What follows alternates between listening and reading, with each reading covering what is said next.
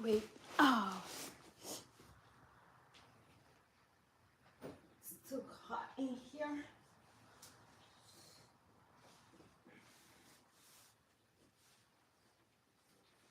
Something looking better, baby, but it's not sacrifice. Ew.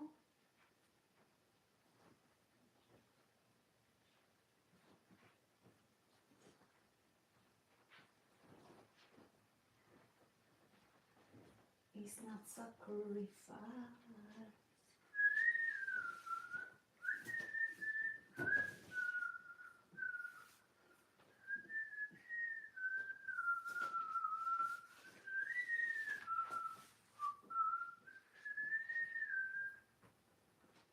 Cold, cold heart, bound by you. Something looking better, oh baby. But it's not sacrifice.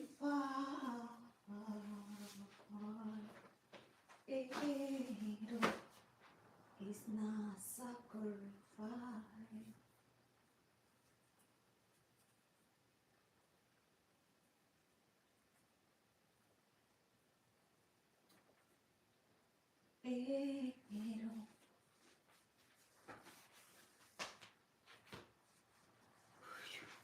Okay, I like feel more comfortable.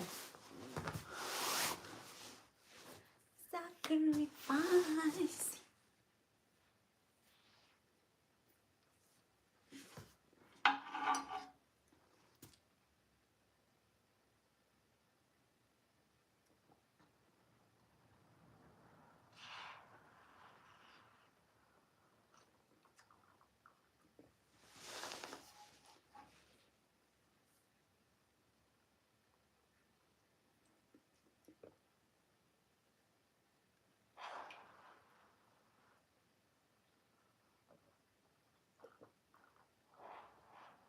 Oh. Today I'm having my treat, caramel tea. I only take like tea with milk once a week.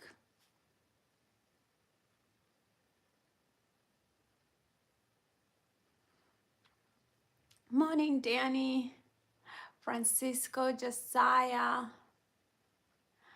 How's life? Something.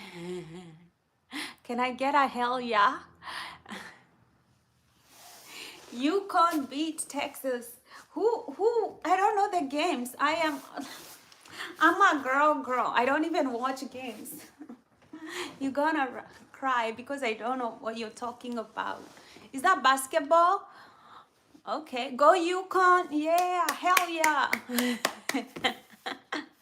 Hi, Erico. Where are you from? Oh, Erico from Cali. Hello. Josiah, I'm glad your team won.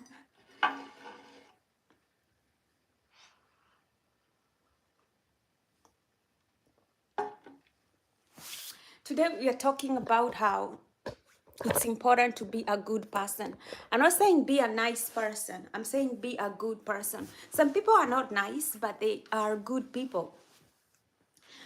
But it's important in life to be a good person because success and well-being, especially well-being, follows like your goodness. Your nervous system responds to how you are from the inside, which is very hard to fake. A lot of people don't know, like a lot of people who do crimes, like if you've watched crime documentaries, like I watch crime documentaries. I know I am excited, kind of like not excited. I would say, what do you call it? It's like shock, but it's not excitement. It's like curious, by these morbid people. Um, Hi, Enrico. Love. Yeah, so they don't know. Some people will say that when that man walked in, I felt something. When that person walked into the room, I felt something. Like, like I felt something, you know. Bad people don't know that they give people a certain vibe. We always give people a certain vibe. People have mirror neurons, so they mirror our nervous system. That's why people can read your body language, people can read you very quickly. You probably can also clock people like this. Yeah, I'm in Kenya. You probably can clock people like that. So yeah, I don't do, I'm not, Francisco, I don't do zodiac signs. I don't do that. I'm a Christian. We like that thing, those things like palm readings, all that, we are told not to do. I'm talking about why it's important to become a good person. Like, on the inside, like be a good, like a human being, like be human on the inside. Um, like not to be like an evil person. Like people can read those things. Let me tell you some of the things that you're not a good person. If your wife doesn't like sleeping with you, you're not a good person. If she doesn't like she does you're probably not a good person. You're probably not a good person, and other people will not probably want to do the same things with you, because people can feel these vibes. They can feel it. Like, we have a nervous system. um Hi, Die Ghost. Yeah, yeah, this is a very wholesome channel. I call it post-traumatic bliss, for people who want to heal from the inside out. Yeah, so the thing is, on a spiritual scale, and like, if you don't believe this, just take it out from like the way all human beings all over the planet, they worship a being that they believe is benevolent, that is all good, that is all merciful, that is kind, that is loving.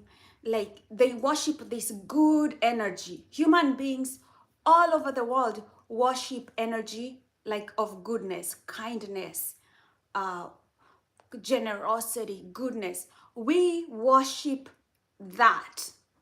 So if you're not a good person, you're misaligned. You're misaligned by this energy of goodness. In fact, you're against that energy of goodness and you become its enemy. This is why it's important to understand spirituality and why it's important to be a good person. In a fact, like, a lot of people are enemies of God, but they don't understand that they are enemies of God, because deep down they feel things like jealousy. They plot to kill others. They plot to take things from other people. They do these things. They don't understand, like, that eventually puts them in an inferior position spiritually, and they will eventually lose everything, because the wages, like the Bible is very clear on some things. For example, when it's like spiritual teachings, it really is very poignant. It says the wages of sin is death. So whenever you are not aligned with the energy of God, of goodness, you are against it, and the punishment for that is usually death. Something material, your health can die, or family can die, business can die, something happens. Something happens energetically, inside out. Let me know your thoughts about that. Eriko says you're so beautiful inside and out. If you guys have experienced that, but I have seen it happening so many times. Like, somebody cheats on their wife and then they get a divorce. Like, the cheating and the death of the marriage comes together.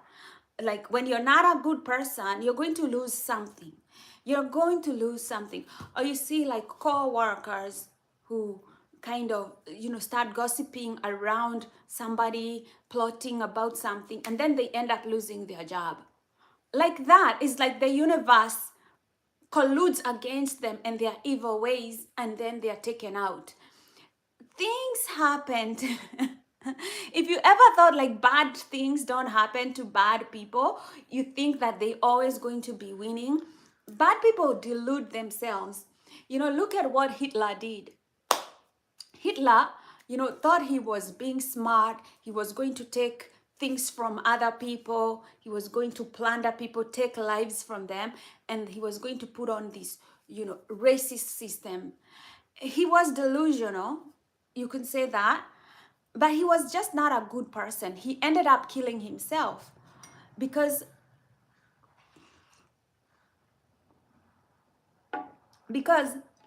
Hitler is going to hell. Like, God did not even give him the honor of being killed by somebody else. He had to die by his own so that he goes straight to hell.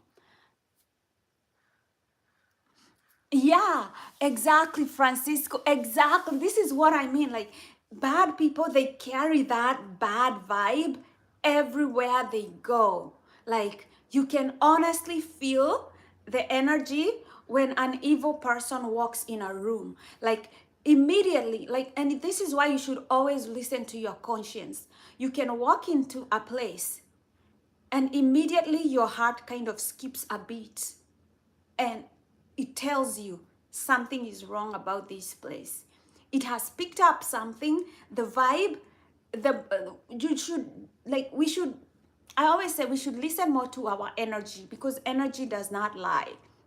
If energy tells you there's something wrong about this person, don't even wait to find out. I always tell people, do not wait to find out why, you don't like this person. Even when you're dating and you're on a dating app and you see somebody and you're like,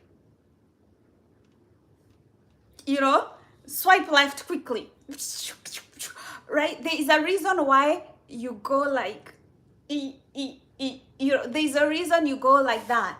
Energy does not lie. Bad people give you the bad vibe. That's why I say, be a good person, because you're going to give that vibe. And when you give that vibe, two things are going to happen. You can open doors of opportunities for you. But you cannot be a good person and not be a wise person. If you're a good person and you lack wisdom, you're also going to attract people who can sense your good energy. And if you lack discernment and if you lack wisdom, you're going to be taken advantage of by these evil people who are always looking for somebody to prey on. There is evil out there looking for somebody to devour. Sometimes we don't really understand that there are people out there looking for other people to ruin their lives. And if you're a good person, I want you to be good so that you can attract good things to you.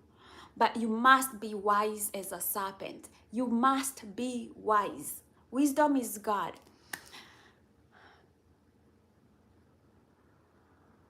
You can't see me.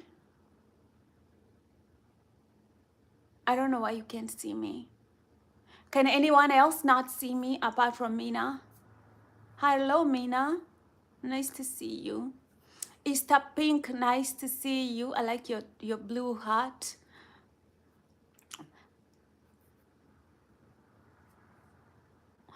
People, yeah, Francisco, people see what is in, like what is on the inside.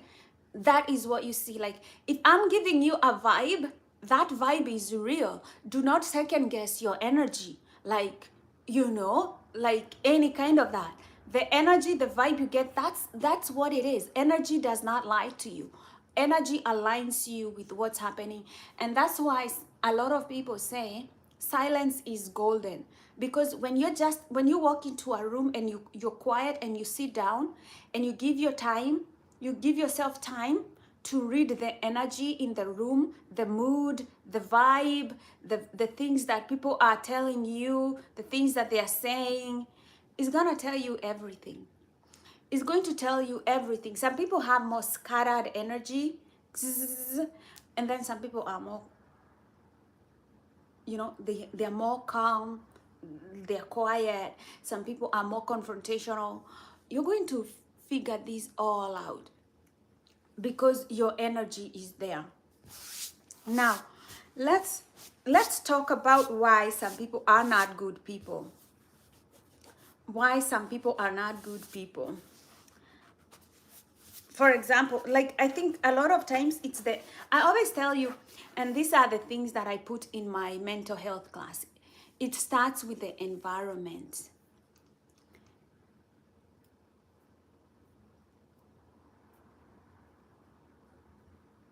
I don't know who said that, Danny. Danny, are you trying to say that, like, but say that somebody else said it?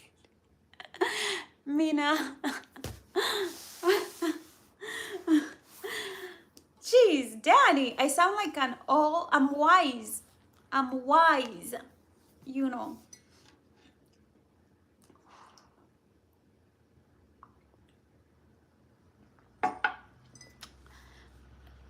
Here's the thing, why people become bad people. I had this person saying, like, do not mess with people in survival mode. People in survival mode, they are going to do shit for you that you're going to wonder how people can be like this.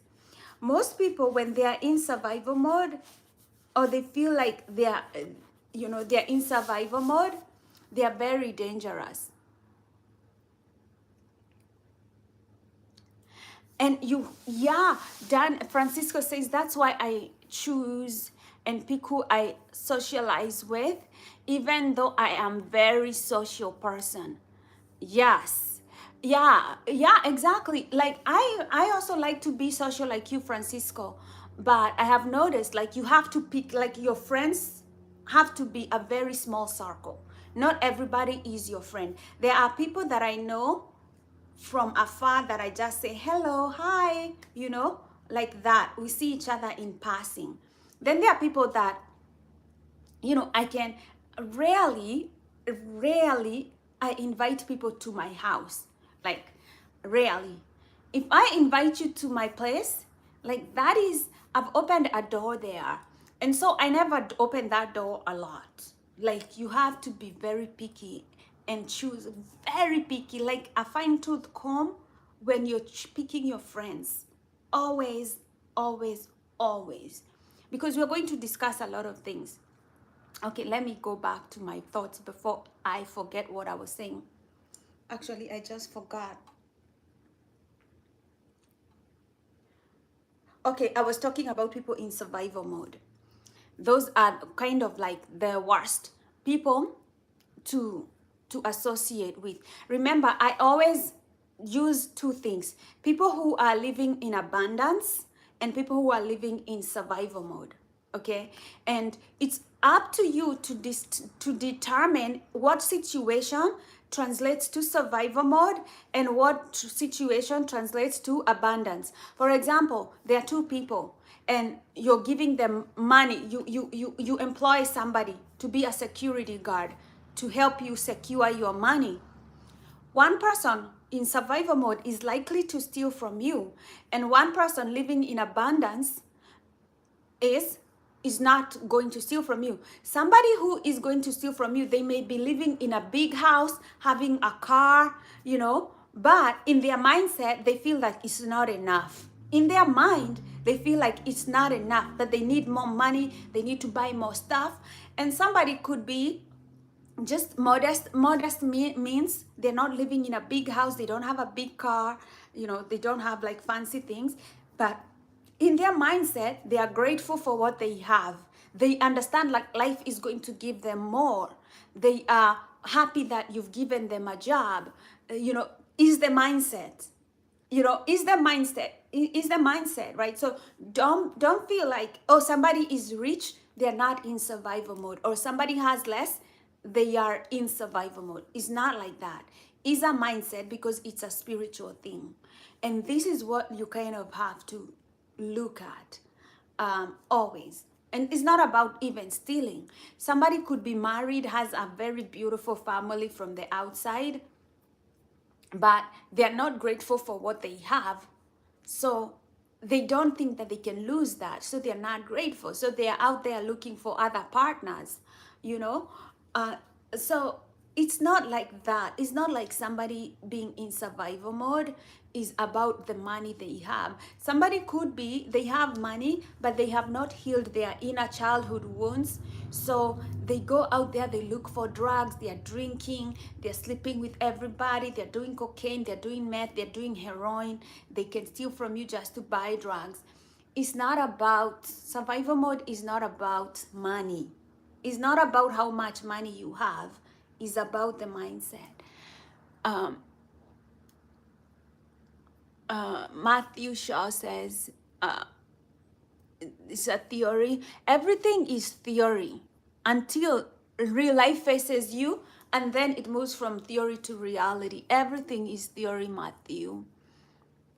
Edward says, you're so beautiful, Queen. Thank you, Edward.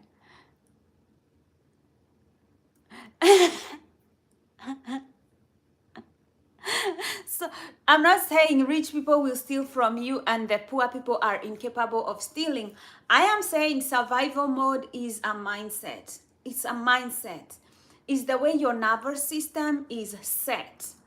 Your whole nervous system is conditioned. That is why survival mode is survival mode. People who do not say thank you every day or practice gratitude, they are in survival, because you have to train your mind to feel like it's abundant, like it has everything it needs. Is not that reality comes as you training your mind every day.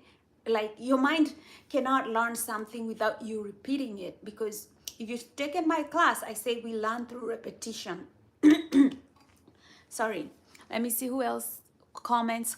Make sure you're commenting so that I can read your comments. I love reading your comments and your thoughts and what you think about this whole thing. So we are talking about stop looking for people in survival mode. Let me tell you a good story. I used to go to a coffee shop a lot, and I used to talk to a lot of people. Most people in that coffee shop, they had that's like 10 years ago, they had been well established in their careers. They have money, they have families, they have things going on for them. But I always thought, like, it's so funny that they always speak ill of other people who have less. And I know that they had to work their way up to where they are.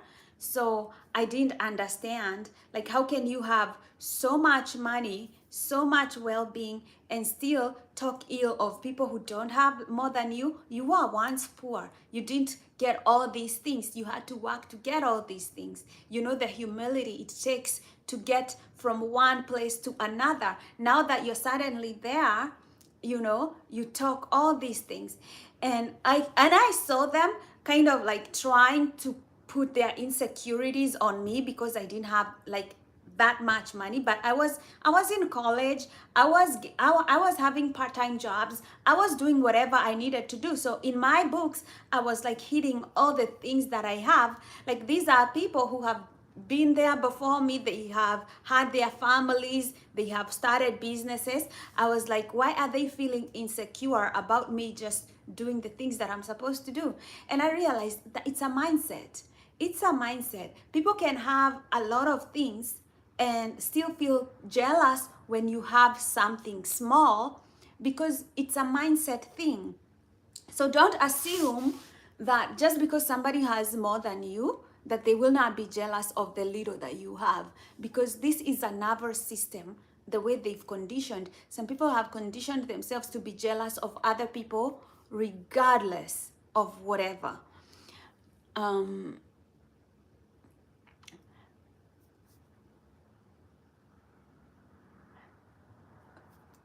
Mrityu Kumar, I'll call you Kumar. Thanks so much. Francisco is saying that's so true. So Misha is saying some people can only feel happy if they are putting other people down. See, exactly. Now this is exactly what I'm saying, Misha. Some people are so in survival mode that the only way that they can feel happy is to bring you down. this is the human nervous system works in two ways: survival mode and abundance. You want to look for people whose mindset is set on abundance, and you will meet those people easily. You know, like if you're ever if you're ever tuning correctly, if you're not tuning the wrong station, if you're well tuned, if your nervous system is well tuned to the energy and vibes and discerning, you will hear people who seem like genuine. You are going to feel the genuineness.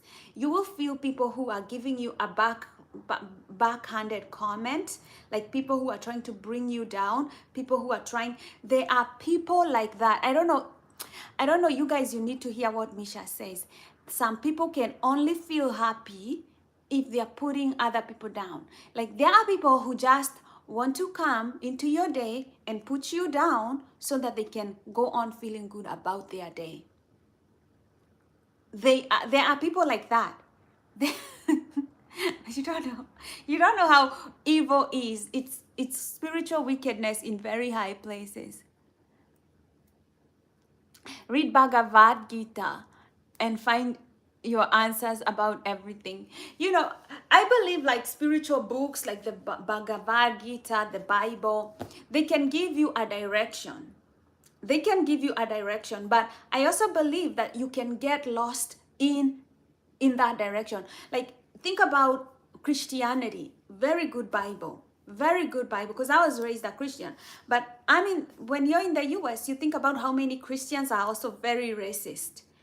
Millions and millions and millions, right? Just the way people voted, you know, out of pure hatred for black people and people of color kind of makes you understand that you can have the truth right there in your hand, but it doesn't matter really if you don't take it seriously, if you don't understand.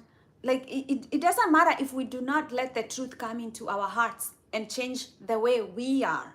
You know, human beings always have level 1 and level 2, and that is survival mode and abundance, right? This is the person you are. Survival mode is the person you are when you don't look within to change yourself, when you don't look inside and decide to be a better person. You're living in survival mode because you haven't decided your direction. The world is shaping you. People are saying political things and they're shaping how you think. People are saying things and they're shaping how you are. Like people in survival mode, they don't have a direction. They haven't examined their life and they haven't decided, I want to live in abundance. I want to live in gratitude. I want to live, you know, I want to condition my nervous system to live happily. They haven't made that decision for themselves. So they don't care if they bring you their bad energy.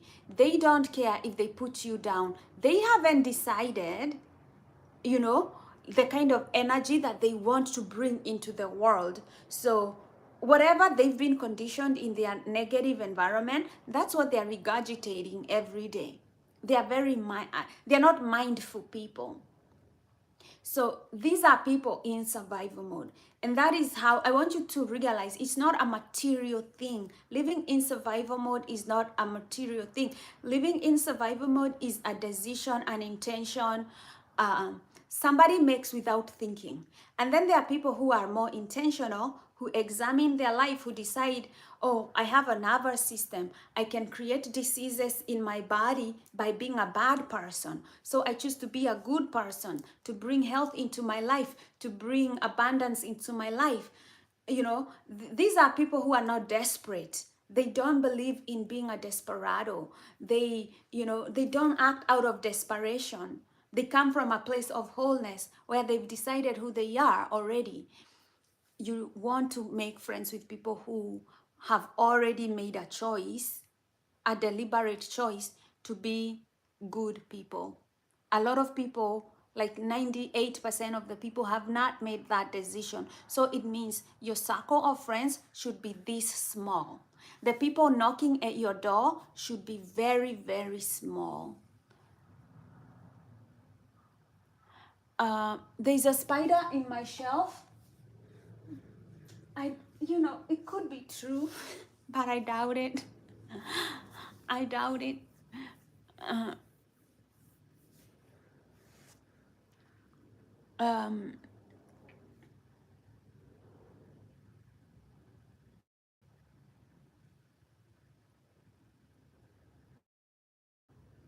yeah, selfishness does not equal abundance. Never dare. You know, the opposite of love is indeed selfishness. So if you meet selfish people and you are expecting love from them, it will be your mistake. And remember, this channel, I always say me, you, we, us, because other people out there who don't care about how to live their life, there are people who are out there who don't care about how they're living their life. They don't care. They're out there just looking for people to sleep with. They're looking for drugs. They're looking for more alcohol. You know, they just don't care. They're out there to have fun in the moment. They don't care about tomorrow. They don't care about 3 months from now. They don't care about 1 year from now. They don't care about 10 years from now. Now, if you get caught up in somebody's who has like this low timeline, quick fix, they want a quick fix lifestyle, and you get drawn into that kind of excitement, you know, because these kinds of people, they may seem very like very carefree, very jovial, but they're living a dangerous life. And a lot of people find that daredevilness very attractive, but that means they're not using the prefrontal cortex. They're not using the most advanced part of their brain. They are using the reptilian brain, which is more like dopamine. They just want dopamine. They just want excitement right there, right then, right? There is a life you live when you're just driven by dopamine, and then there is a life that you live when you're driven by serotonin. Serotonin is more long-term happiness. Dopamine is more like a quick fix, and dopamine is survival mode. You know, this is the way the nervous system is wired.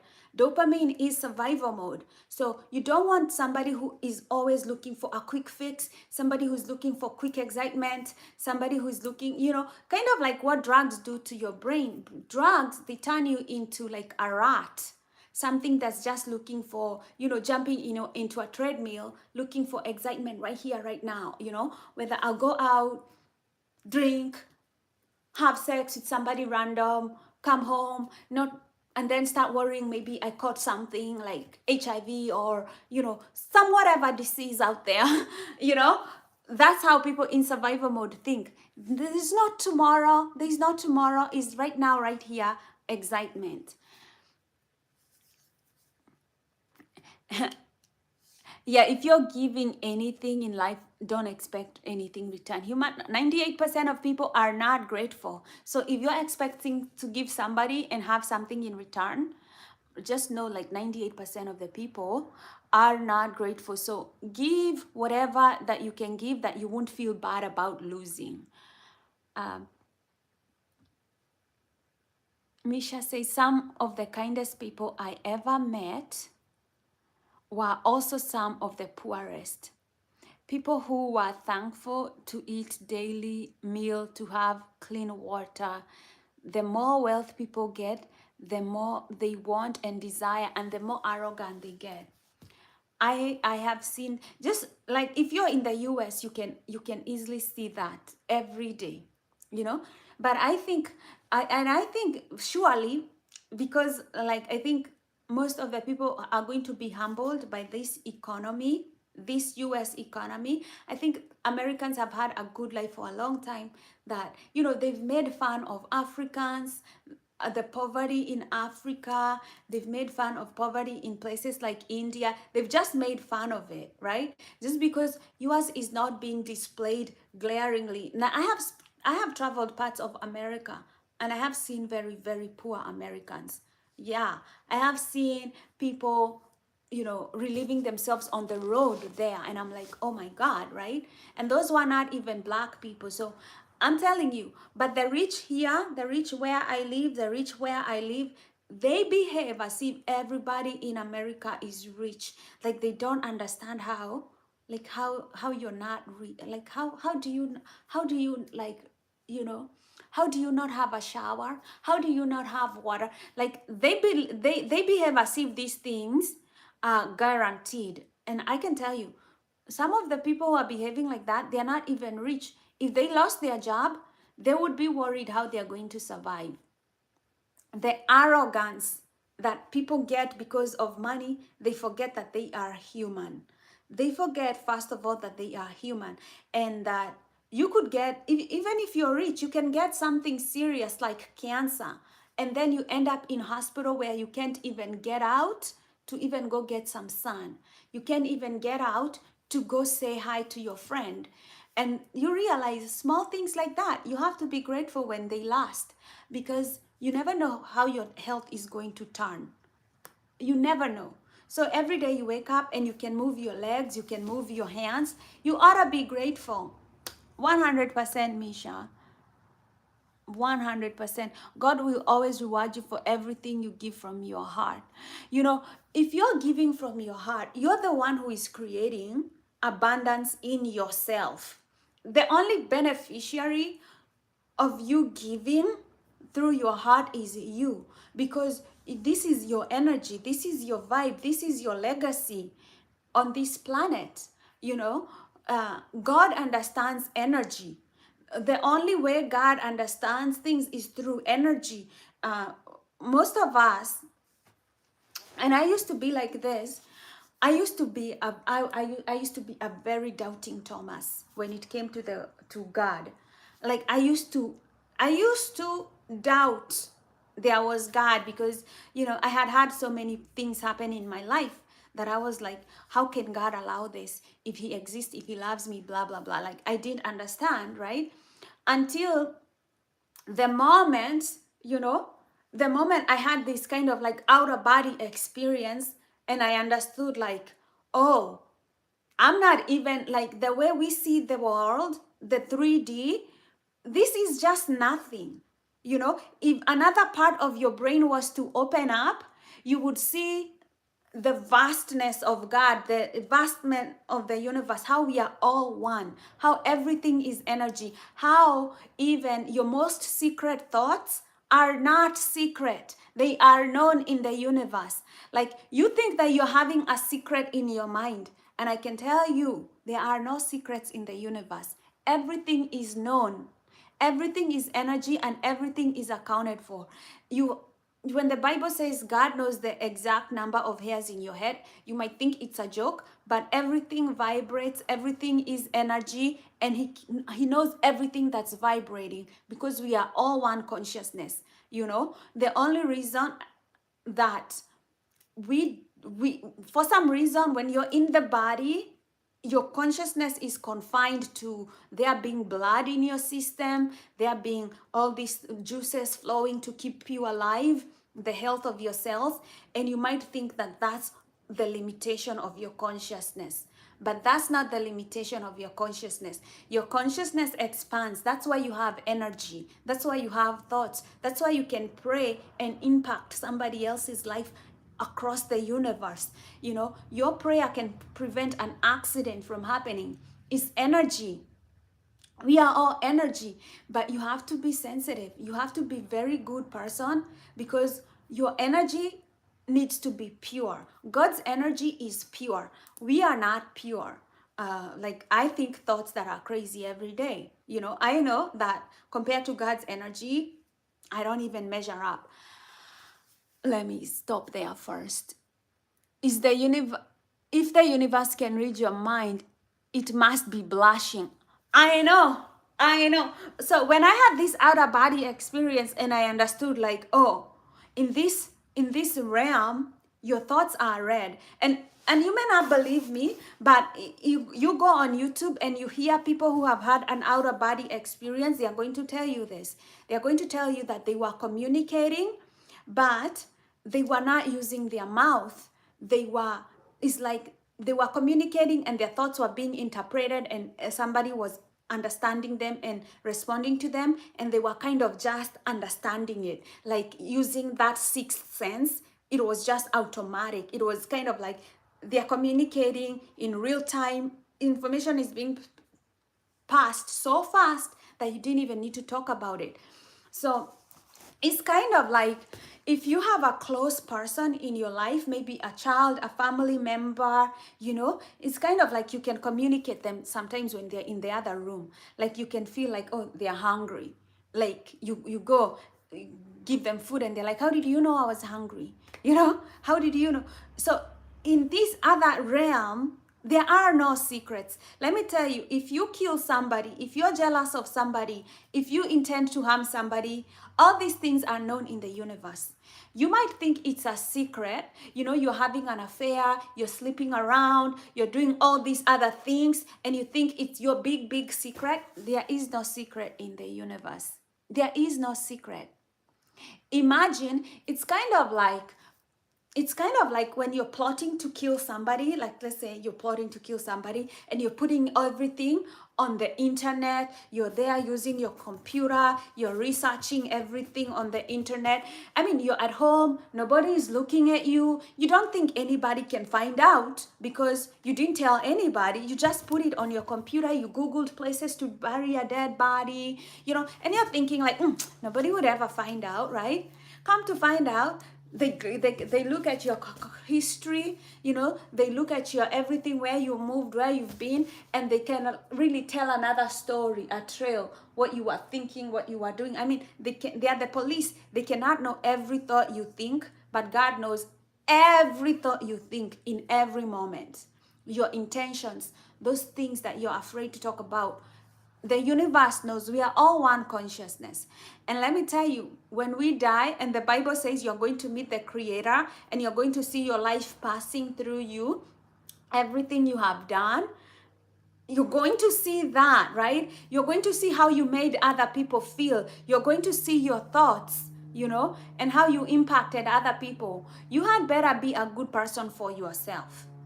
For yourself. I know you might think I'll be a bad person because everybody is bad. Everybody is wicked. Everybody is evil. Look at what the president is doing. Look at what this other rich person is doing. Look at my neighbor. Why should I be the nice one?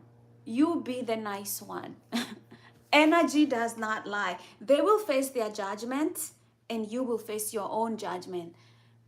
Energy does not lie.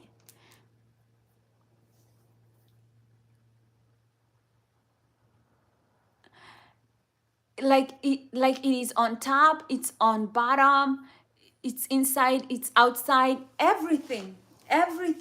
Like we are pure consciousness, and like most of the time, because we are outward looking, because our eyes are outward looking, because we need to survive and get food and get nutrition and survive.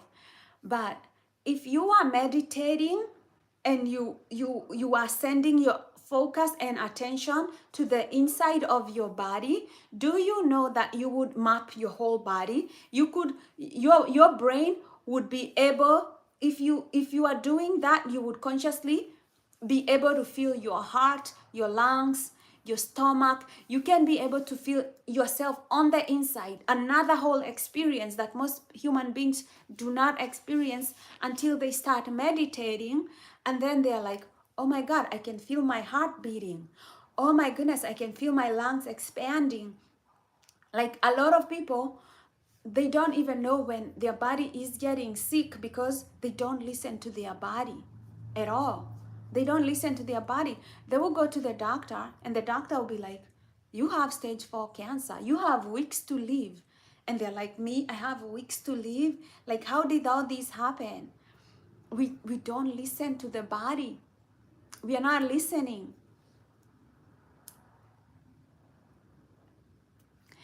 Francisco says, good, always forgive if you repent and stop being bad. Yeah, I think there is no, you cannot become a good person if you don't forgive yourself and you don't forgive others. Like, there is no becoming a good person. And I think this is the first lesson in being a spiritual person.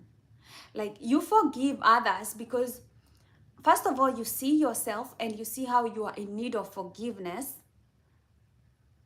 And then you understand like other people also need forgiveness, and then you have to forgive yourself, because you know you live with your conscience, and your conscience is king.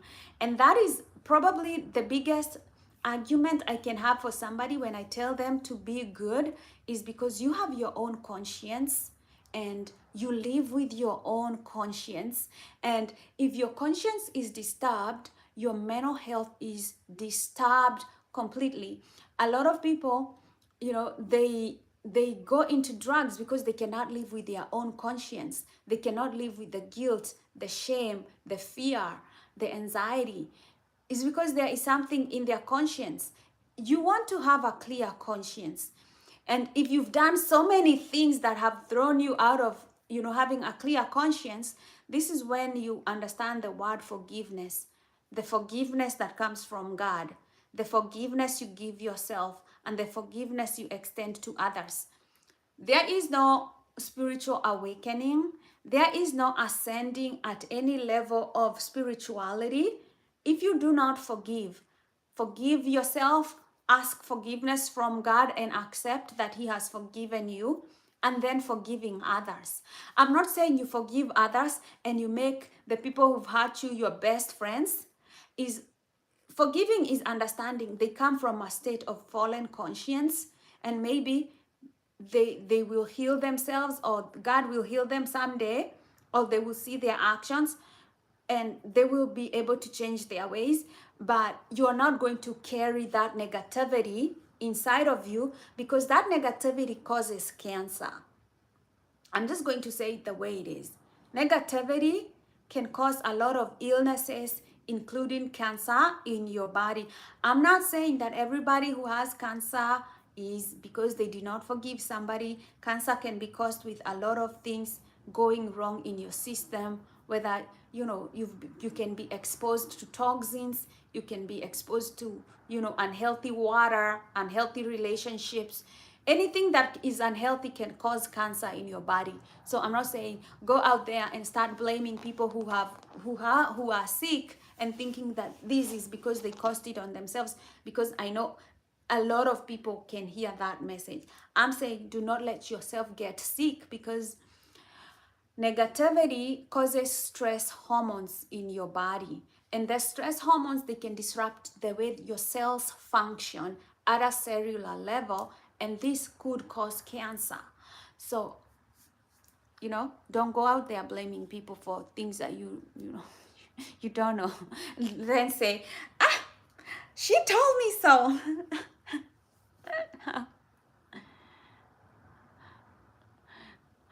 You need it's true, you need a certain level of self-awareness to ask for forgiveness. For me, I find that somebody ever told me that I'm not perfect, nobody is perfect, and I would want to be forgiven. So it's just better if I also forgive. Like, otherwise it will be like I'm this prideful person who cannot forgive or ask for forgiveness, like to ask. And actually, let me ponder on that one, Misha, because you said that's awareness to ask forgiveness. It's another level. It's not just to forgive others, it's to ask for forgiveness. It's to understand, like, I have wronged this person. I wronged this person. I need to ask them for their forgiveness. I did something wrong to them. Yeah, that is another level of self-awareness, because you have to have the understanding that you made the mistake, and then you have to have the understanding that it doesn't feel good for that other person, that what I did to them. And then it takes a lot of humility to walk there and say, I am sorry, and there could be consequences for what you have done.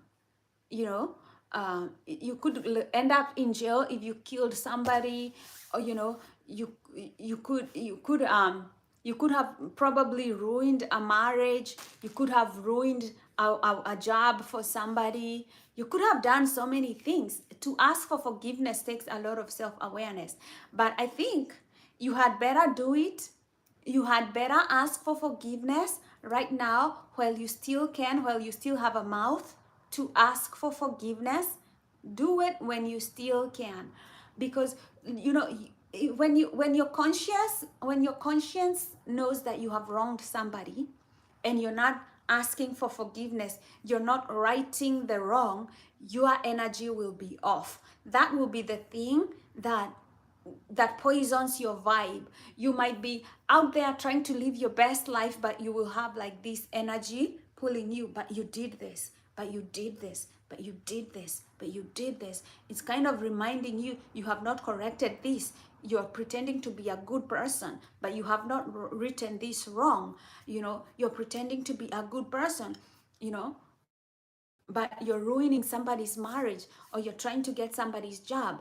You know, you're not, you're trying to think, oh, I am authentic, I got this job because I am good. No, but you got it because somebody else had to be fired. You will never feel at home with your conscience when you haven't asked for forgiveness, when you haven't written that wrong. And you know, your conscience cannot lie to you. If you, you know, I don't know if some people like lie to themselves, even into their conscience, like that has to be another level of darkness. You tell me about it. If somebody can be so unhinged that their conscience believes their lies, I think for me that's kind of like the last frontier into the kingdom of evil. You know, it's like that's when the door finally opens and demons come in. um Francisco says he has to go. Francisco Reyes, nice having you here, love you, love to see you here. You're like, but you can't stop listening. So what about agreeing to disagree rather than asking someone for forgiveness? Matthew, that's not what we are talking about. We are talking forgiveness. Agreeing to disagree, you know, that comes from maybe an argument. We can argue about whether this is black or red, and we can agree to disagree. But when you have wronged somebody, this is not something about agreeing to disagree. If you know, if you let's say I start seeing a married man and I ruin his relationship with his wife and they end up getting a divorce. Let's say I did that, something like that. That's not something I can agree to disagree. That is something that I definitely saw somebody's life. They were doing good. I was jealous about it and I decided to ruin it. You know, that is something that you need somebody for forgiveness. It's not something that you can say, oh, well, you know, we can disagree to agree. Like, what are we? Taking that stance just shows a spiritual immaturity. It's just coming from a place of immaturity. And I'm not saying this to be hurtful or anything. I'm just saying what I think it's coming from. Um,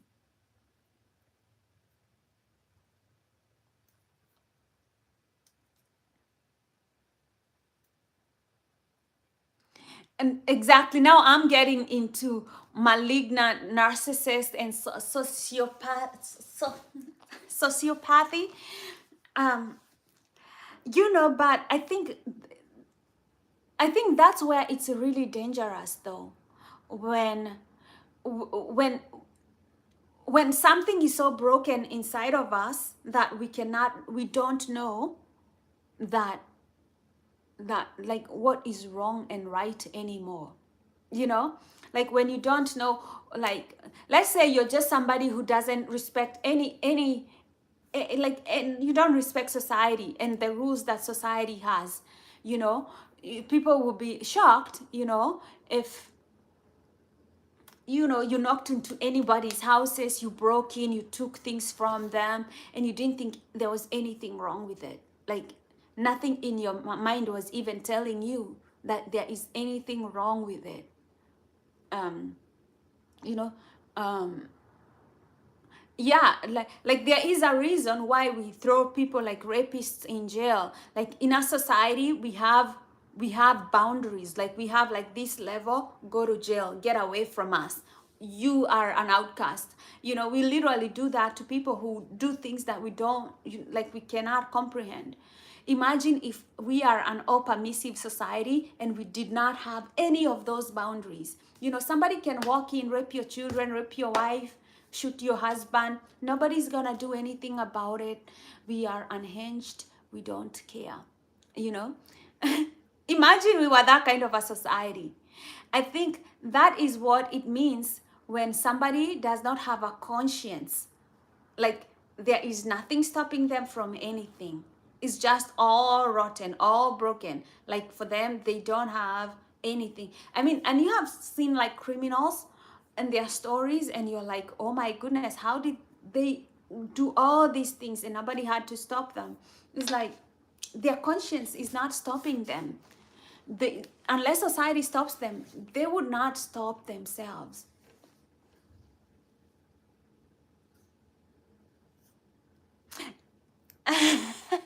Francisco is like, I really got to go.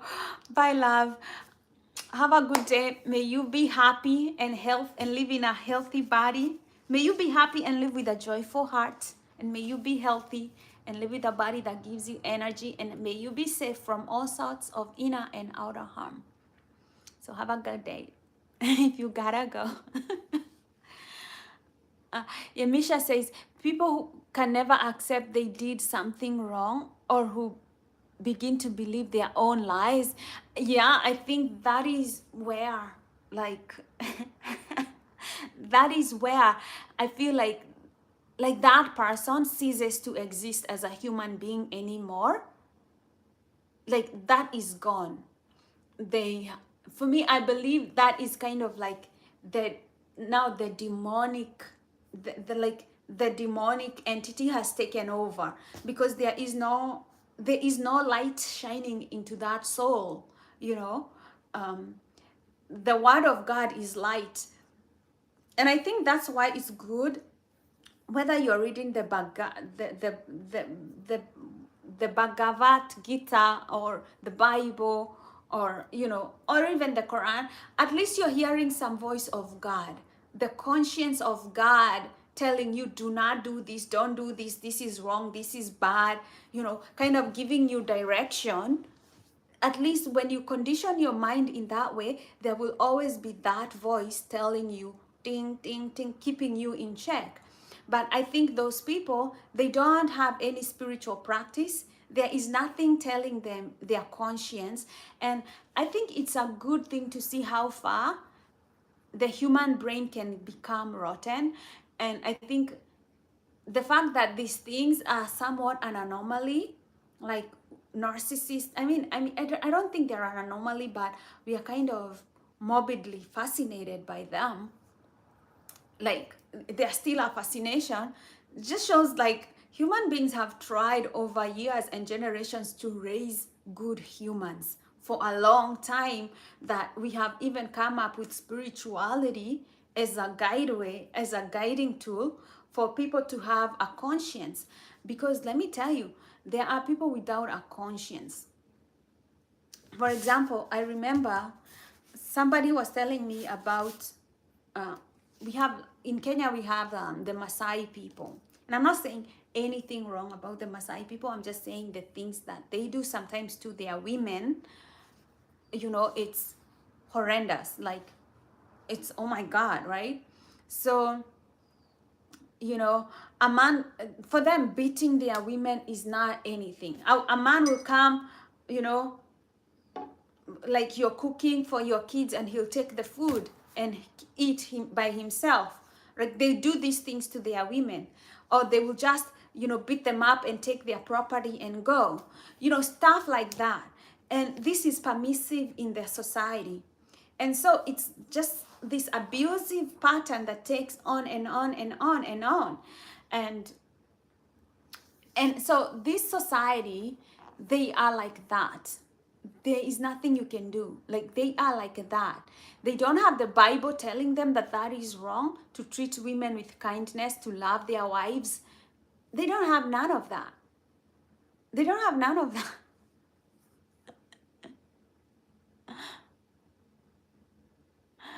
Matthew Shaw says, you're clearly more informed about the topic than I first assumed. I get that a lot. Honestly, I get that a lot. Um,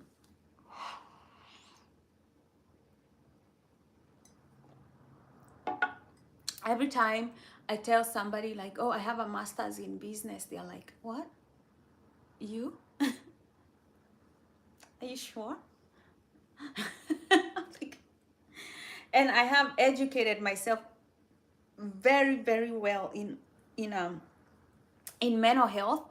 When I was in high school, my favorite teacher was my Kiswahili teacher, because he taught literature, Swahili version of it.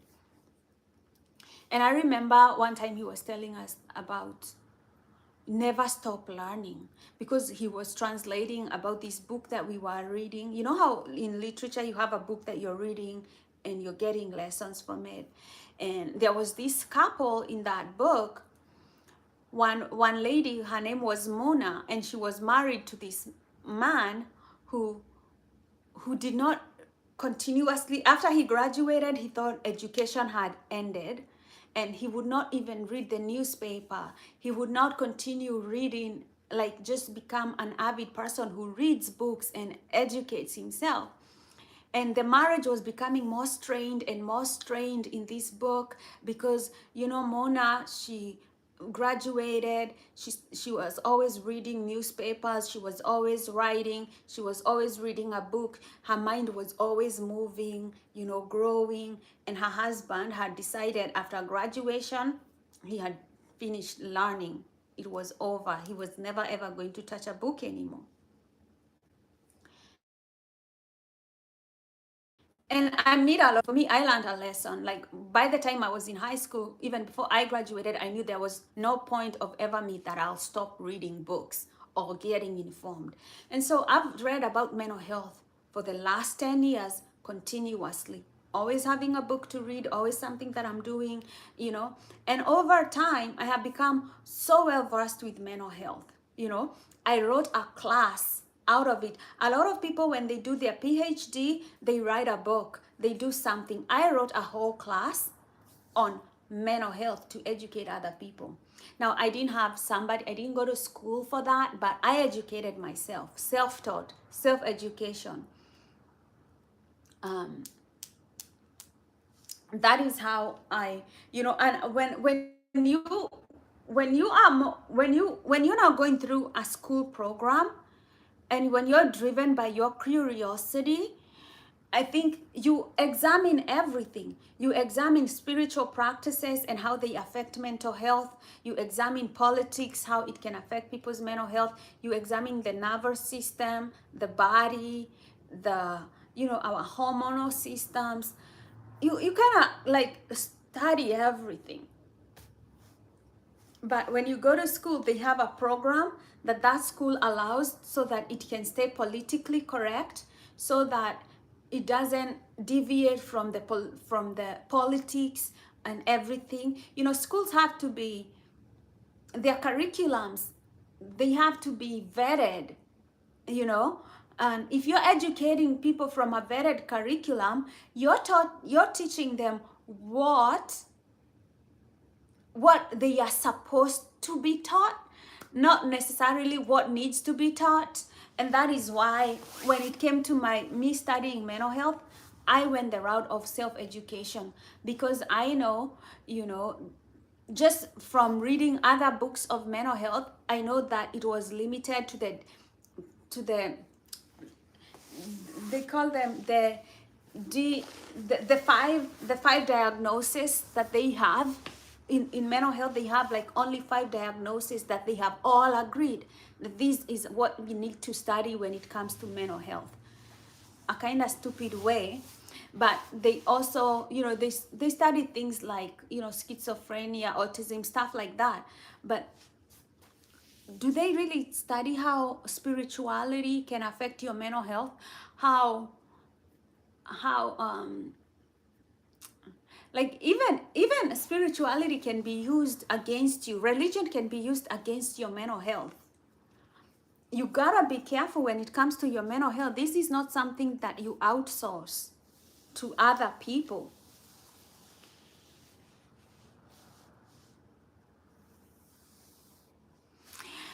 When is my next chat? You know, I'm not. I have a very tight Monday through Friday. I have a tight schedule, so Saturdays are definitely a go for me. Sundays are definitely a go for me. But Monday through Friday, I'm spotty. I'm spotty here, there, because of work. But yeah, you can subscribe so that you can see when I go live. You can see, but usually it will be in the morning. On Saturdays, definitely. Sundays, definitely. Then the week I'm spotty because you know I'm working. I do my 8 to 4.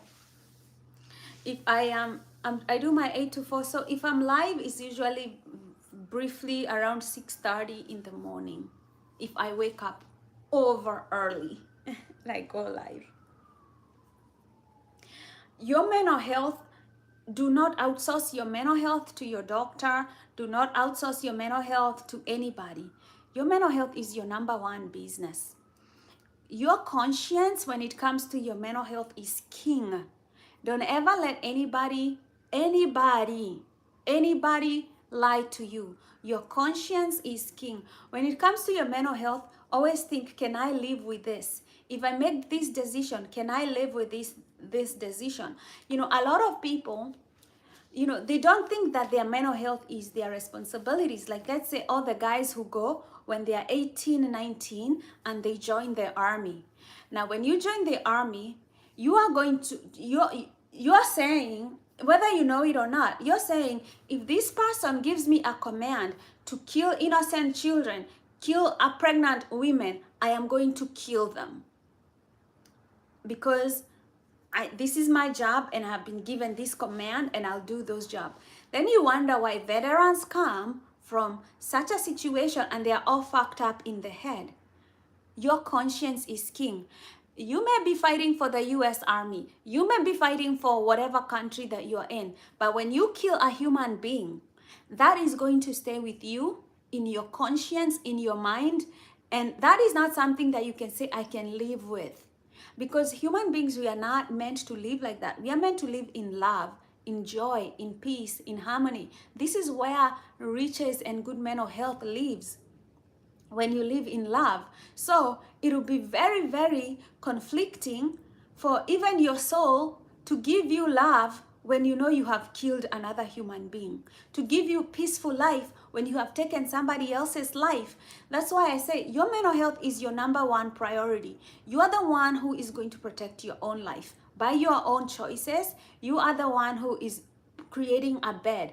Don't join the army. Don't assign yourself to go out there to kill people when you know you're not a sociopath, when you know that your conscience cannot live with this. Like, your conscience is king. Your mental health hinges on your clear conscience. Always remember that.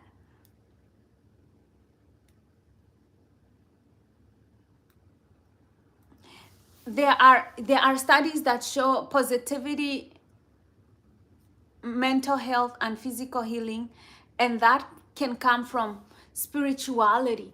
Yeah, most people around the world, the practices of kindness, generosity, patience, loving, kindness, forgiving, those kind of like fruits of the Holy Ghost, like the Christianity faith calls it, it comes from a spiritual practice. Like Buddhism also, you know, has good teachings, you know, that tells you to cultivate a peaceful mind, a peaceful state of mind, It tells you to take this as a practice. You know, you practice meditation every day. You practice being at one with yourself, with the universe, with every being that is on the planet. Spiritual practices are the ones that, you know, like help people. Like yoga is a spiritual practice of strengthening the body. And you know, you get into that kind of practice, like you honor the body, you acknowledge its needs for exercise, for water, for love, for feeling safe, for feeling, you know, like it belongs. You honor those emotions and you start thriving, because those are the things that make the human nervous system to thrive: feeling safe, being patient, being kind. But if you take away those things from other people, like the way, like you join the army and you go to Afghanistan, or you go to, you know, Pakistan, and you start killing other people and destroying their livelihood, you think the universe will allow you to live with a clean conscience after you have become a monster? It doesn't work like that. It doesn't work like that. And this is why I tell people, you be good and protect yourself and be wise, because there are people out there who want to manipulate other people. Dick Cheney, the late Dick Cheney, he was famous for saying that, you know, poor people will send their kids into the army so that they can fight for the rights of rich people. That's why you don't see rich people enlisting their children in the army, because they know their kids are going to be fucked up, to be messed up, their mental health, they'll come back maimed. They will not be the person that they went. They will be a totally different person that they come in. They know this. They know that they are doing this to destroy other people who are fighting for them, but they will not tell you that. That's not how they are going to advertise it. You know, the devil doesn't come to advertise his evil ways in your life. He will come with carrots, not sticks. You know, if you always came and said, oh, I'm the bad person who is going to enlist you in the army so that you can go kill other people and destroy your own conscience and not be able to live a happy life, because you will not be able to live with the guilt of the things that we are going to make you do. If they told you that, you would not join the army. Who would? Who would, right?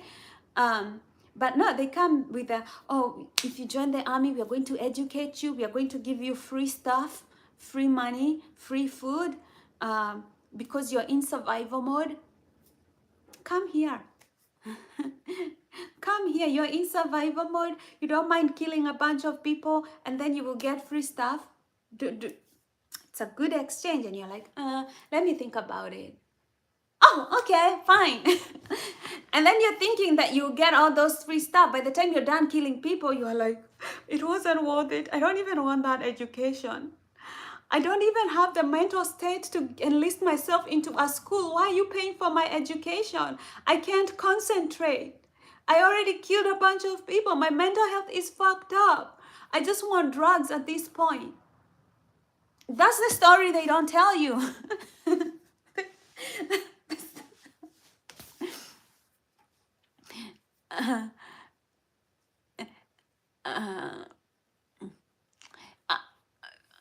Okay, I'm not, Misha saying, I'm not religious or spiritual in the slightest, but I follow Jesus' golden rule. Treat others as you wish to be treated. You know, the thing is, I agree with you, Misha. When Jesus came, and probably you've heard his teachings, you know, Jesus came for the lost. He really did not come for the people who were okay. He came for the people who are lost.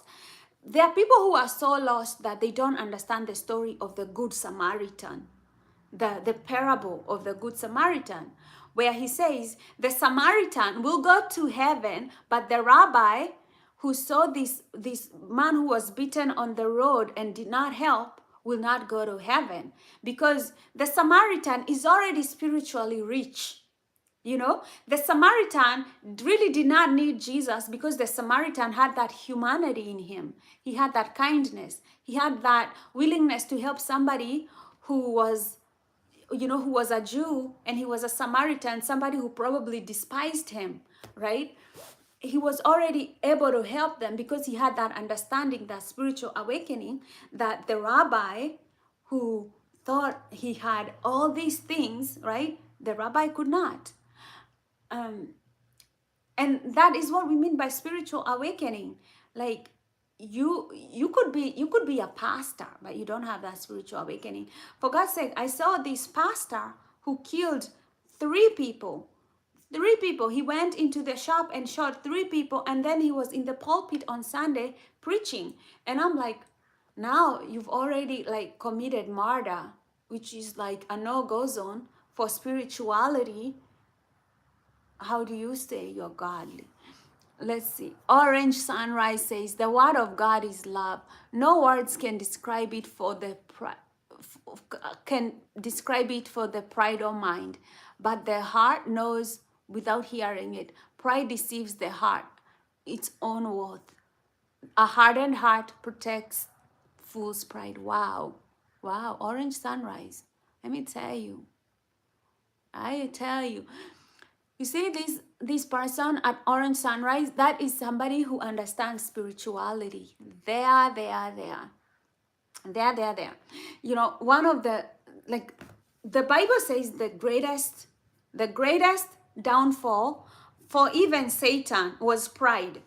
Like all this evil that we have came from Satan just being a prideful being, pride. And we don't even ever think about how much we can get so far away from the light of our heart, because the kingdom of God is the kingdom of the heart. It comes from the heart. With pride, that door is locked completely. You cannot access it. And that is something that I always ask myself when I'm feeling like, you know, like I'm shut off. Like, what am I being prideful about?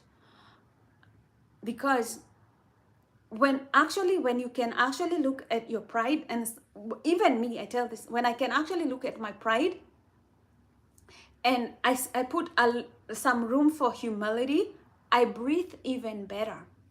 I feel like, oh, let me just breathe better. Let me tell you something, like there are lots of things that happen, like at work, you know, like somebody talks to you in a certain way and you're like, wow, like where on earth did they think that they can talk to me like this? Or, you know, stuff like that. But then, you know, I remember, and I feel like I don't want to go back to that job at all. But then I remember how vulnerable I am in this economy, like everybody else, right? And I'm like, okay, bills gotta be paid. I gotta be more forgiving and understand, like, until I change my situation, until like I'm in a better place financially. This economy is not the economy where you just walk away because somebody talked to you in a rude way. You know, kind of like that humility makes me feel grounded and kind of like connect back to the situation that's around me and what's happening around me. But I think pride can steer you the wrong way, like 10 miles away, get another deviation and keep going the wrong way and never find the right course at all. Pride is it's a big blind spot. What you're saying here, Orange Sunrise, I love. Pride is the enemy, is a great enemy. And then the thing that pride deceives you from is the greatness of your own heart. The greatness of your own, you know, the heart is really where it's at. Like everything, that the heart is where it's at. And pride stops you there. And you have to understand, like, the devil doesn't want you to open that door of good mental health. You know, the devil doesn't want anybody to open that heart of humanity, and they see how you live easily when you come from the heart, from authentic, because pride puts you here when in reality you're here, right? It just gives you another view. The ego becomes so inflated that it forgets reality completely. Okay, let me go. Edward saying, I'm listening, Queen Fisher. Misha is saying, he came for the lost, the oppressed, the broken, the downtrodden, the marginalized. Yeah, but he also came for the lost, like people who are lost. And I know like people don't think like the rabbi, like Jesus came for that rabbi who was like so prideful that he could not see the kingdom of God is helping this person who is fallen there. You know, to understand like somebody like Zacchaeus, Zacchaeus, who was a tax collector, he would steal from people and reach his own pockets. He didn't have a heart at all.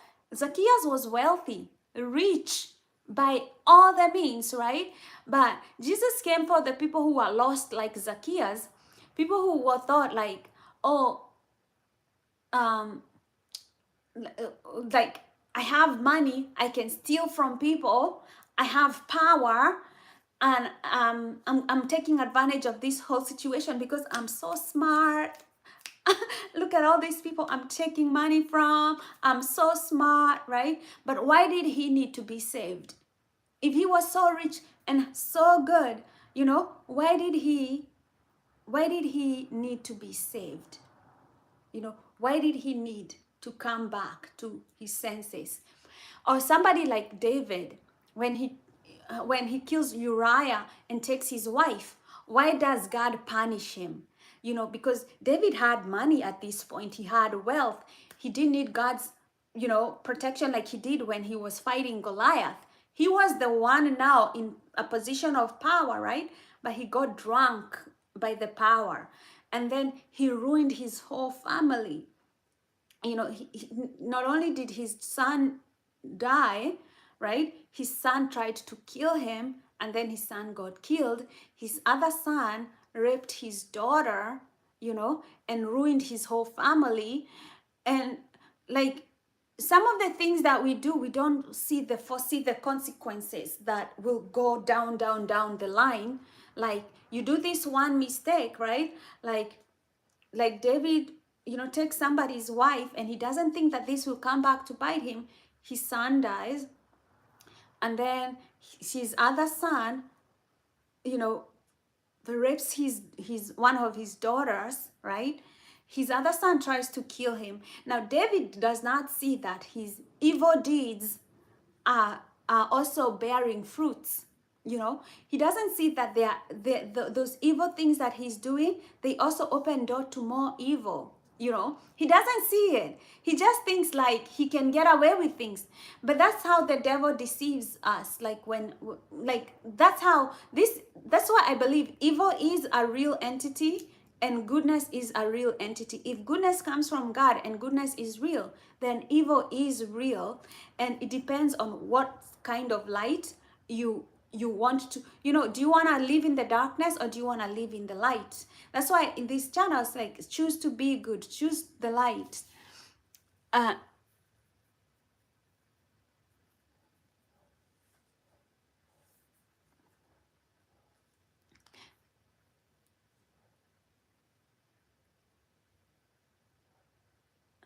Misha says, I am God, my glory I give to nobody else.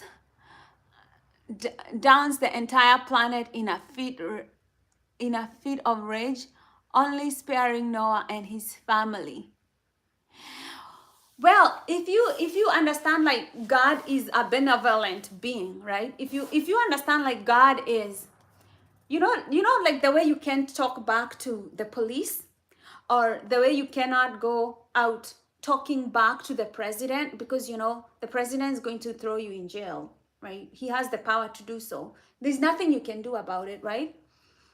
If you understand that God is the most benevolent being there ever was, there ever will be, okay?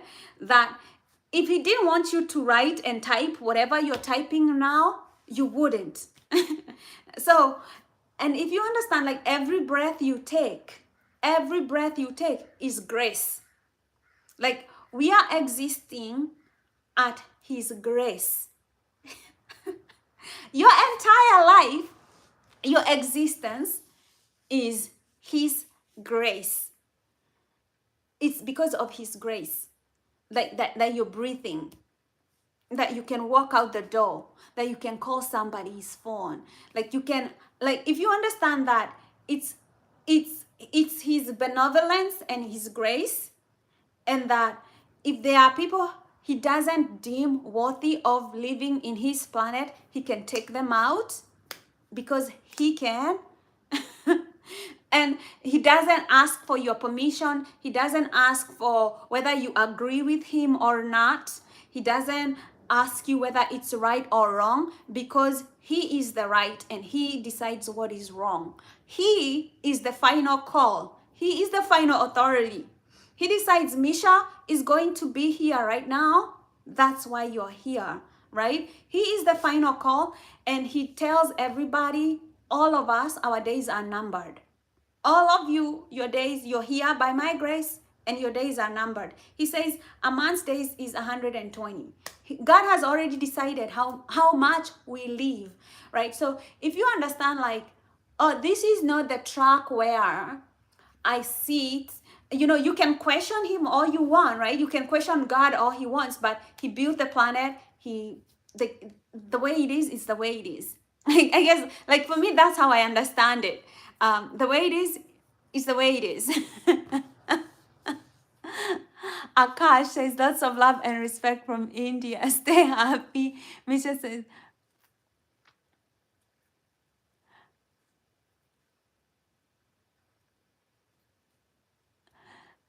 oh, I don't understand. Misha says God didn't want us writing and typing in God's original plan. We weren't meant to exist. I don't know. I don't know where you get that. God meant for everything to happen. We only exist. Humans only exist. I don't know. I say if God tempted. Now, the Bible creates God in his own image. The Bible God creates in the Bible, and you know, there's a lot of things going on in the story of creation, but there's also science. I'm not saying that I believe in the Bible entirely, because I also kind of believe in science. Like, I also like the theories in science. So the way I was taught to see and understand the Bible, I'll say the theory of creation according to the Bible, because you also have the theory of creation according to Darwinism and according to other people around the planet who have also their own stories and theories of how the world came to be. But man is not a mistake. According to the Bible, God created man in his own likeness and his own image, and he breathes, he takes on, he creates him, and then he, with his own breath, he gives us his life. Like, he gives us his life. You know, you don't do something and give it your own breath and you create it in your own likeness if you didn't want it to exist, if you did not want it to be intelligent. God did not want man to be corrupted. That's what he did not want. He did not want man to be corrupted by evil, because evil is going against the will of God. That's pretty much the main definition of evil. God is everything, the Alpha, the Omega. If you go against his will, which is also very hard to do because he wills a lot of things, the Bible says he makes room for both light and darkness. So he kind of like gives you the will to kind of learn. And I think that's why sometimes, like, Earth is a learning school. That's why you see a lot of evil people, they live a long time. You're like, why don't they fucking like die? But I think they are also learning. They are also being given a chance to look at evil and to look at good and see if they can choose the light.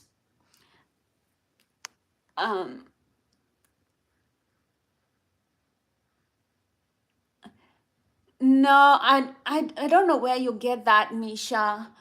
When you said that God's plan was Adam and Eve, Adam and Eve were not a mistake. And God created them so that they can multiply and fill the earth. Now, a lot of people think that, oh, having sex was not in God's plan. God created Adam and Eve so that they can be companions, so that they can create the whole world. Because he wanted beautiful people he created in his own image. There was no mistake in God's creation. He creates all animals, he creates a female and a male.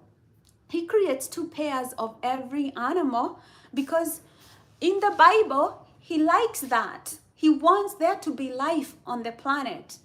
So Eve mistake is Eve listens to the voice of the devil instead of listening to the voice of God. Eve does not understand that listening to the voice of the devil is a sin. Eve does not understand, like, the voice of God tells you the good things, and the voice of the devil wants to confuse you. So Eve takes the fruit, a little fruit of knowledge, so she takes it. And then now she realizes she's naked. I would say probably she becomes, no, she kind of like, she takes the fruit from the fruit of knowledge and evil. She takes it, and now she understands. She becomes aware that there is evil and good, right? And now we have to choose whether we want to be evil or good. But she takes that fruit and she gives it to Adam. And Adam, Adam could have said to Eve, no, we can't do this. Or Adam could have called God and say, oh, Eve just took this fruit. What do we do now? And maybe God would have purified Eve because maybe God would have just purified Eve or something. Because to go against the word of God is to be against God. It's kind of like to be God's enemy.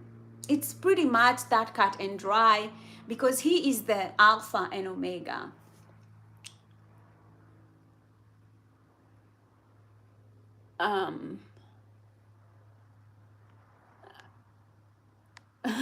Eric, that's funny. He says you're itself a black creator. Well, that's funny.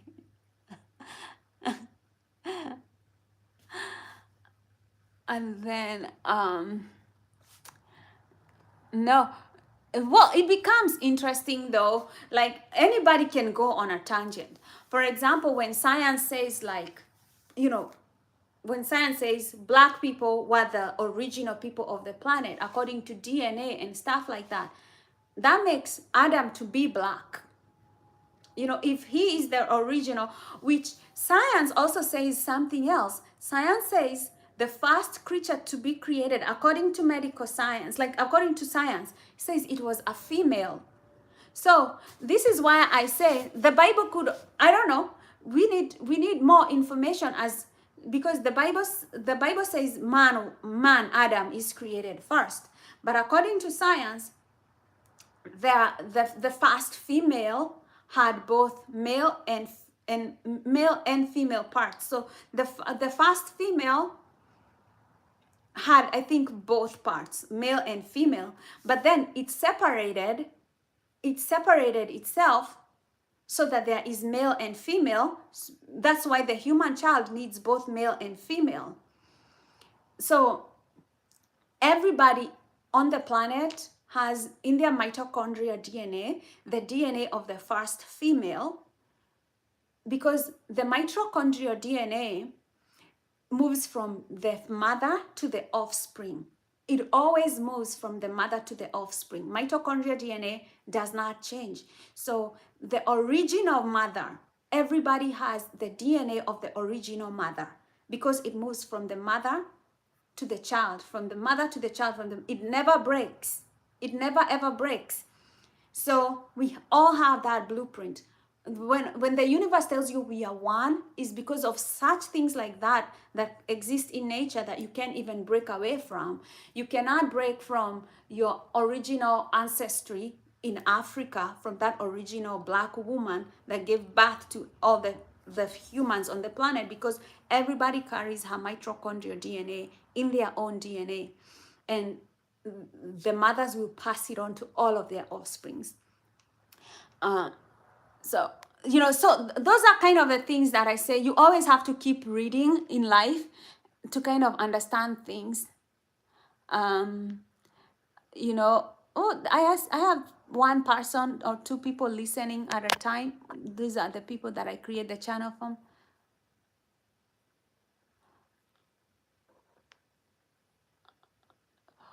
Well, yeah, there could have been procreation before temptation, but that's not how the story goes.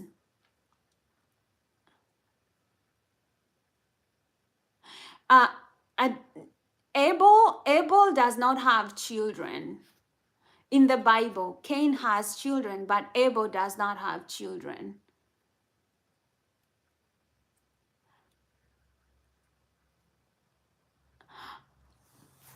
No, I'm not trying to take a rib from a brother. I'm just saying how, for me, I just follow wherever the evidence is taking me.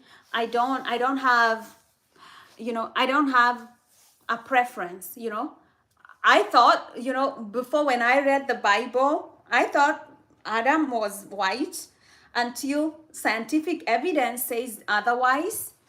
Who am I going to? I don't have any preference.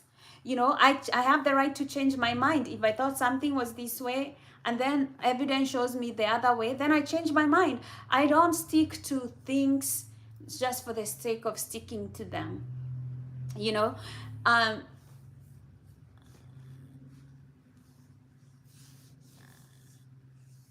yeah.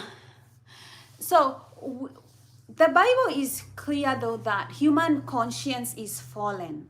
The human conscience is fallen, and the reason that the whole story is about redeeming the human conscience, because because the thing is, when you go against the word of God, the punishment is always okay. When you go against whatever command, whatever comes out of the mouth of God, this is what I understand. Whatever comes out of the mouth of God, because He is the law. Like, God is the law. Like, the word of God is the law.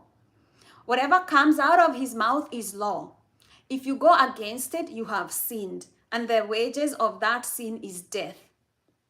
That is the law. Like, that law cannot change. It's that just the way that law is.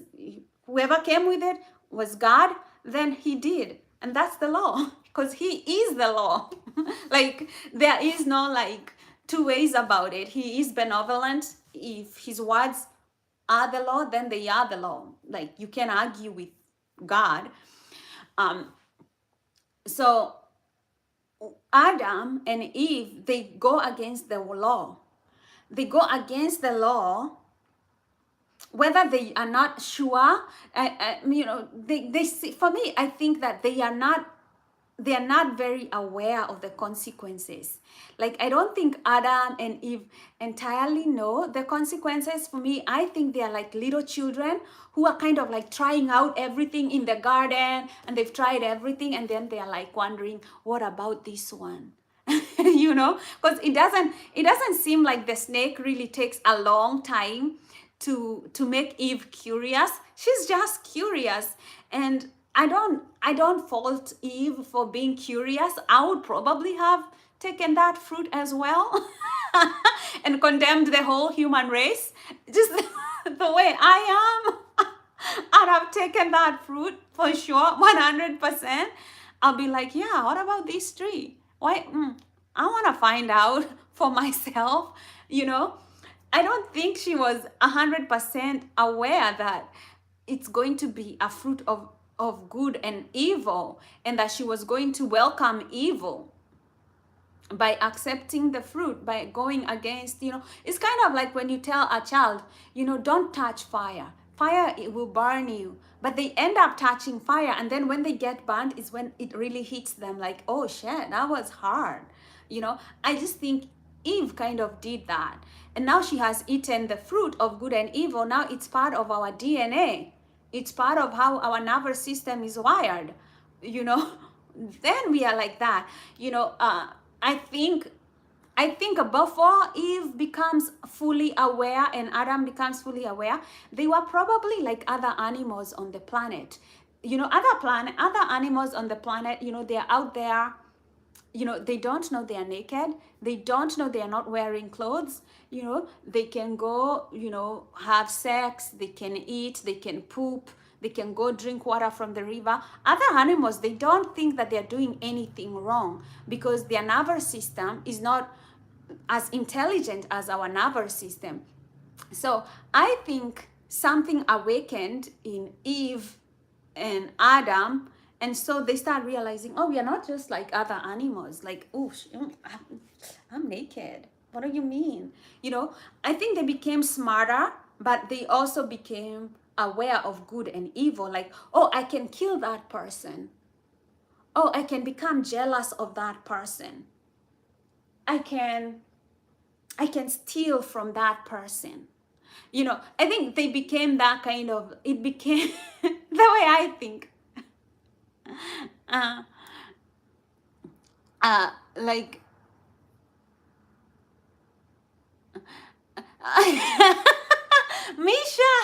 Misha says, funny how God's law perfectly matches the law of the Roman Empire.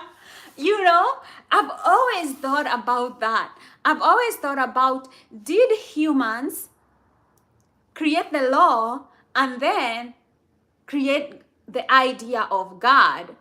Or did they get the law? Did they come from all the teachings of God, create the law? Which one came first, right?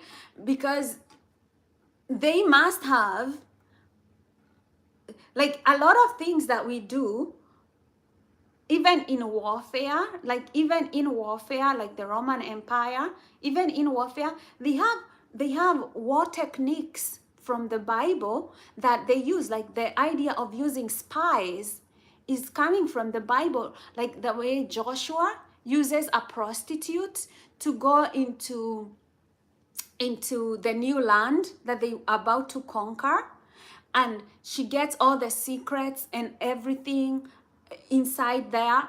That's kind of like spying and using women to spy on people, like men. Or the way Delilah uses Samson and conquers Samson because of her beauty. You see a lot of these things in the Bible, these war techniques, like God leading people into understanding that they can use those kind of wicked techniques against their enemies, like using women, like Delilah and their beauty to conquer somebody, like stuff like that. There's a lot of things that the people have gotten from the Bible that have been used in wars as a strategy of circling the enemy. In a lot, but I don't know which one came first. It's an analogy of humans accent out of the animal kingdom, knowing they are naked, knowing good and evil. Yeah, I think for me, sometimes I have seen it as an awakening of the nervous system.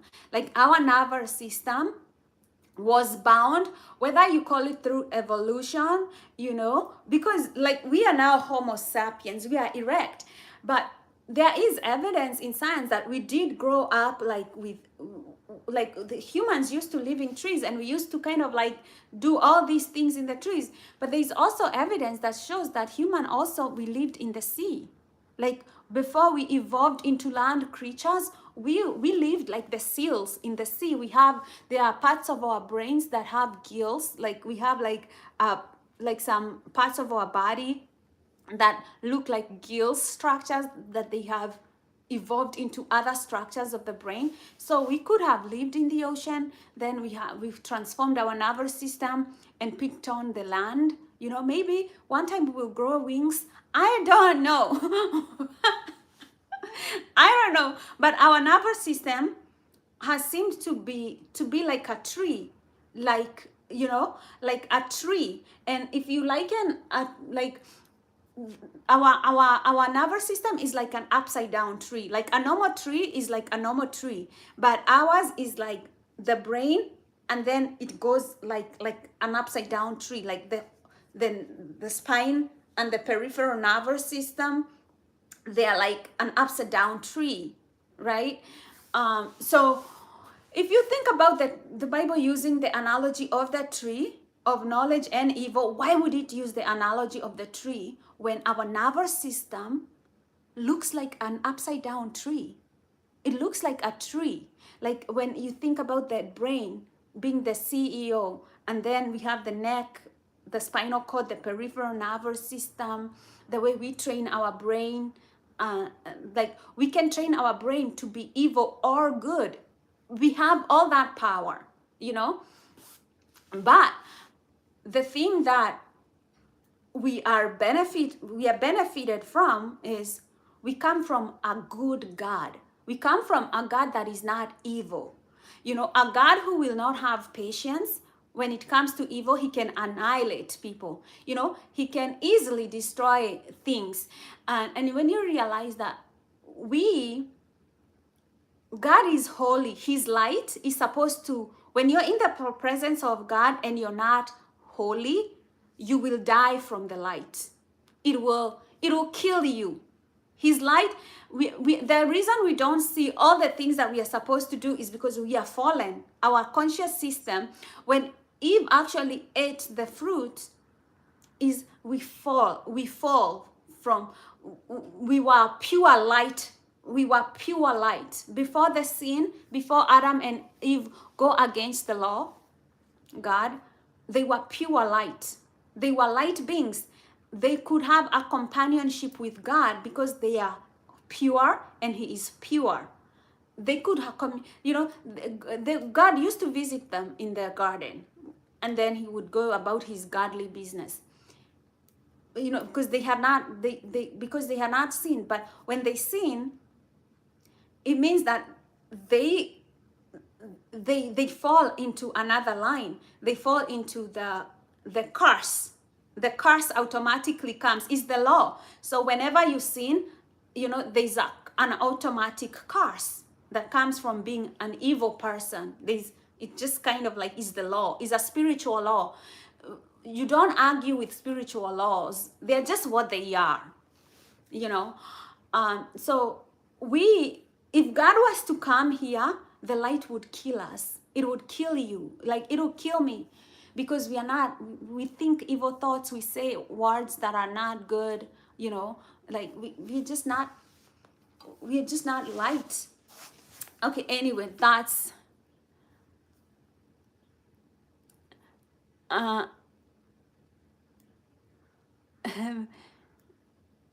okay, it's an analogy of humans. Okay, that one go. Yeah. No, the story of Joshua doesn't mean that. The story of Joshua just says Joshua wasn't a pedophile or anything. He just, so I think but they used women to spy, you know, to go and spy and give them information on what was happening there, like in the land that they were going to conquer. He needed information. You can't just go into a place that you want to conquer without information about how people have been laid in the enemy. And so when they went to destroy the city, they spared those women who had worked with them. Like they spared the women who had given them information on how to conquer the city. When they went to destroy it, they spared their lives. But yeah, he took advantage of the situation, you know, like prostitutes are very easily manipulated. Like you could pay them for information and they usually know. They have the information of very powerful men. And that is why the Bible wants men from being promiscuous, because when men are promiscuous, they are compromised. Their secrets can be shared by anybody. It's not a wise thing to do, to frequent women of the night if you're a man, because your enemies will use those women to get more information about your whereabouts and how to destroy you. because it's a weakness of many men. So Joshua was just smart. He wasn't a Jeffrey Epstein. He was just a smart person who knows, like, these people are stupid. They are immoral. They don't have their head in the game. You can destroy them. That is how I see it.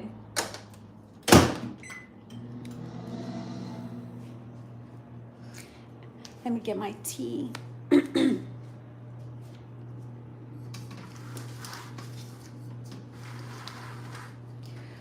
Ooh, today is a dull day. Let me show you. See, it's very dull.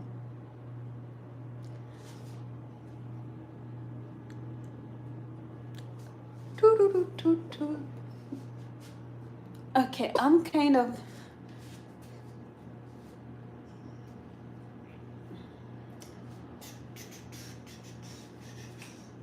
my tea ready.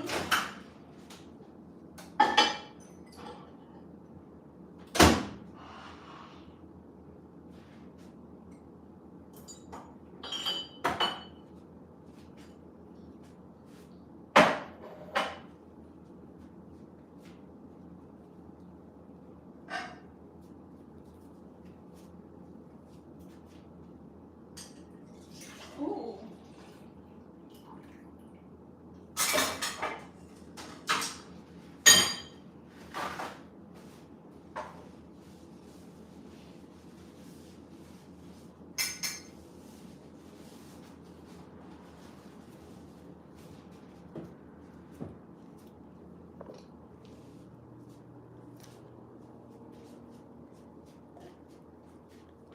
Edward, what are you yesing about? Contribute to the discussion that we are having, like Misha. Like, become a useful contributor to this channel. Contributes your ideas. Like Misha is doing, making this lively.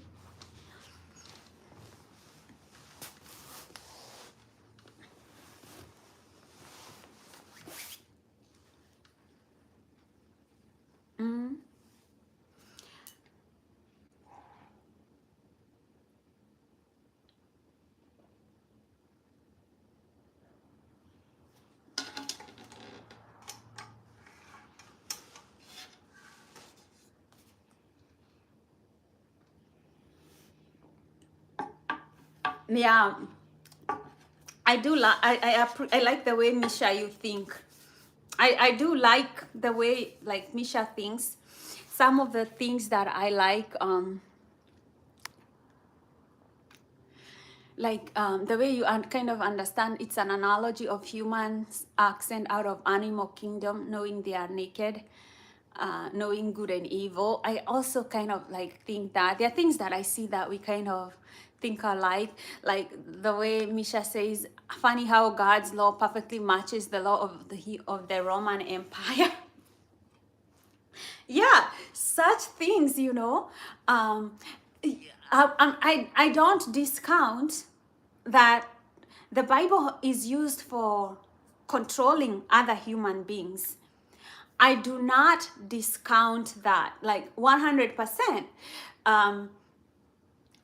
I see aspects of that in our society. That is why I say spirituality can be dangerous and religion can be dangerous. Especially if you don't ask questions, you don't seek to understand better, or you know, like we live in a parallel universe. There are so many parallels that meet, whether it's politics, religion, your personal life. Like there are so many things that converge.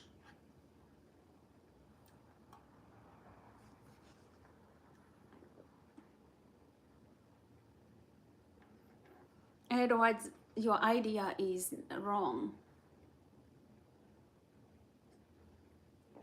Find another girl, settle down. If you want, you can marry her. be faithful, being nice,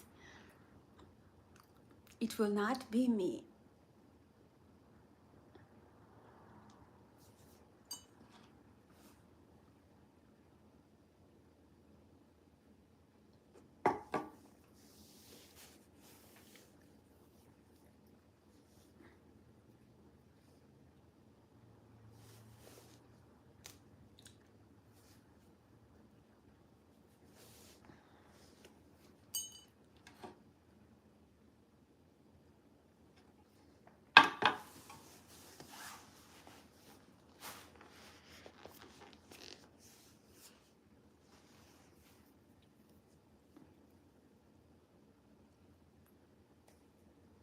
Yeah.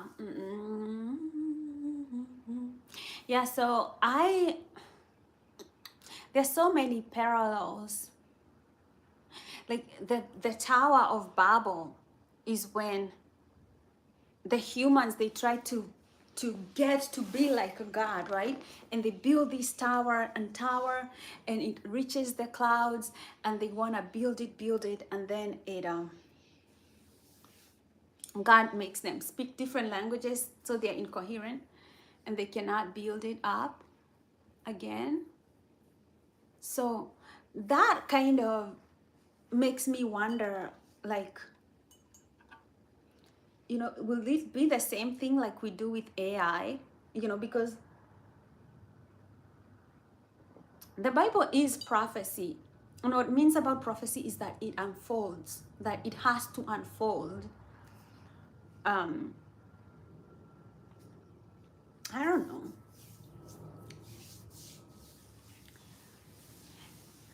I don't know. I don't know. I just know for sure that God does exist. That is one thing I know. But other stuff, my understanding might be limited.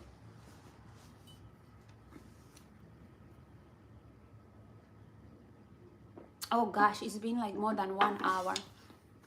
I gotta go, Edwards. Love seeing you. Contribute to our discussion. I'd love to hear your opinions on this mental health / spiritual life / making better choices, practicing a good life, living a good life. Yeah. I love you. May you be happy and live with a joyful heart. May you be healthy and live with a body that gives you energy. And may you be safe from all sorts of inner and outer harm. I love you. Take care. God bless you.